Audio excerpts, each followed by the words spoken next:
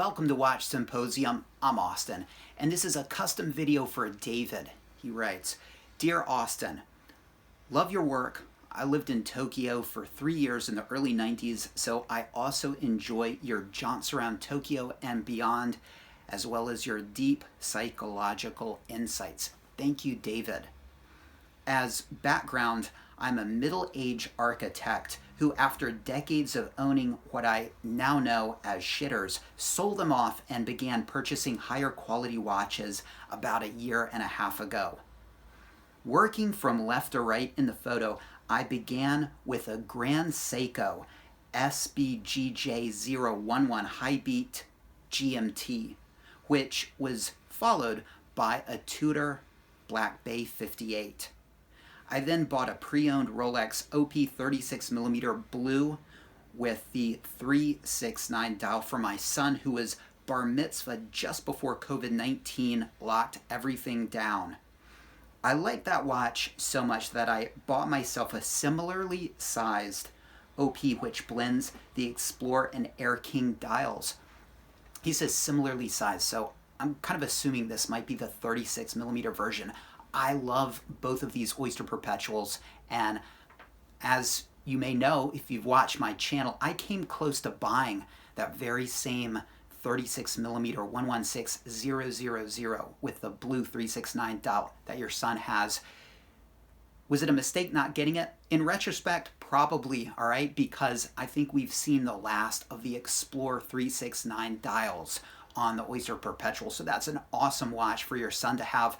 And I also love the one that you have. The dial on that watch is called a concentric circle dial, and I've thought about adding one too. A lot going on with that dial. It's got the 369 of the Explorer, the numerals of the current Air King. It's got the circle in the center that has a concentric circle design. They come in blue, which you have with the blue circle in the center. They also have a silver version, and a lot of very interesting elements to what many would say is an otherwise overly minimalist, kind of boring watch. So really cool pair of OPs that you have. After a few months break, my next acquisition was the Blancpain 38mm Bath Escape, which has an exquisite blue sunburst dial.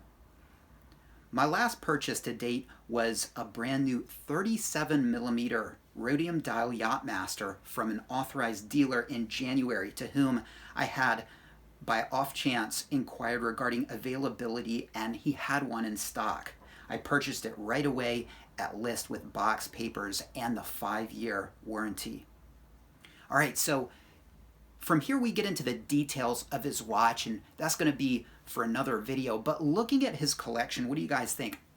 I'll first say that it's a very interesting collection in the sense that you don't have the typical pieces that you might find, the ceramic subs, the ceramic GMTs, the 40mm steel professional watches.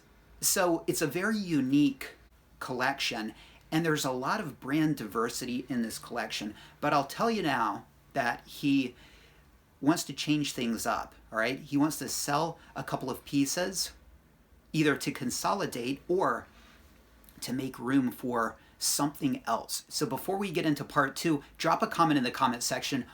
What do you think of his collection? What should he do? What should he sell? What should he keep? And what should he add? Like, subscribe. Thanks for watching, and I'll see you in video 2.